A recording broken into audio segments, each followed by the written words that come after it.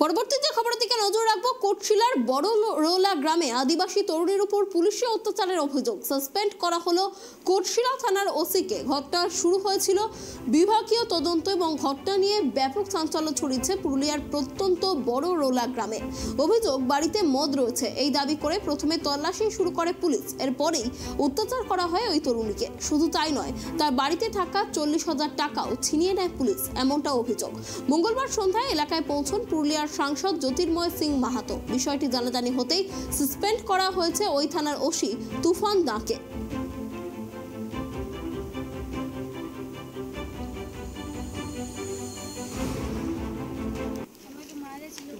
বাবাই তো মদ মানে 2 লিটার 3 লিটার খাওয়ার জন্য। তারপরে আমি ঘরে একা ছিলি, আমাকে মারলো আর কিছু ওরা আসলো। কে মারিছে? কে? এই কোটশিলা থানার বড় বাবু আর প্রকাশ ছিল সাথে, মিঠুন বাবু ছিল সাথে। এখন কি অবস্থা, কি চাইছো? এখন একটু বলতে শরীর ভালো না, কোটশিলা হাসপাতালে তো ভর্তি নিল না, বললো পুরুলিয়া যাও। তো থানা কি জন্য এসেছিলে? থানা এমনি বলে দিতে বলেছিল কোটশিলা হাসপাতালে যে থানা যাও, তার জন্য থানা আছে। থানায় কি অভিযোগ করলে? হ্যাঁ করলি। কি চাইছো? বিচার চাই। আমরা কোটশিলার বড়রোলা গ্রামের একটা ইনসিডেন্ট আজকে জানতে পারি। জানা মাত্রই আমরা যখন জানতে পারি, আমি আমার অ্যাডিশনাল এসপি হেডকোয়ার্টারকে এখান থেকে পাঠাই ব্যাপারটার এনকোয়ারি করার জন্য। এই এনকোয়ারির সময় আমরা যখন প্রিলিমিনারি একটা ঘটনা জানতে পারি, ইমিডিয়েটলি আমরা ওসি কোটশিলাকে আমরা ওখান থেকে অপসারিত করি, লাইন ওয়ারে ক্লোজ করি। এবং পরবর্তীকালে আজকে সন্ধ্যেতে আমরা একটা কমপ্লেন পাই।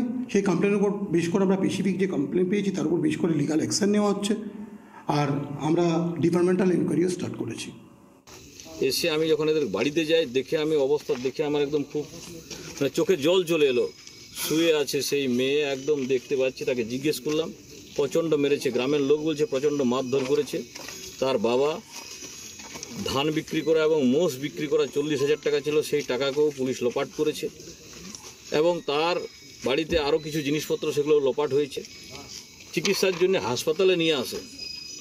হেলথ মিনিস্টার হচ্ছে মমতা ব্যানার্জি, যে মমতা ব্যানার্জি নাকি পশ্চিমবাংলায় বলছে খুব ভালো ব্যবস্থা আছে হেলথের, সেখান থেকে তাড়িয়ে দিয়েছে এই আদিবাসী পরিবারের মেয়েটাকে হাসপাতাল থেকে। থানাতে কি বিচার পাবে, সেই থানার পুলিশ তাকে প্রচণ্ড মারধর করেছে। এখন আবার আমি একে সদর হাসপাতালে নিয়ে যাব, ভর্তি করব। থানাতে লিখিত অভিযোগ করা হয়েছে, লিখিত অভিযোগে রিসিপ্ট দিয়েছে, বলেছে আমরা এফআইআর করছি, লিখতে সময় লাগবে, আমরা অপেক্ষায় আছি তার সুবিচারের জন্য। এর ন্যায় বিচার না পাওয়া পর্যন্ত আমি ছাড়ছি না, যা হবে হবে, শেষ দেখে ছাড়ব।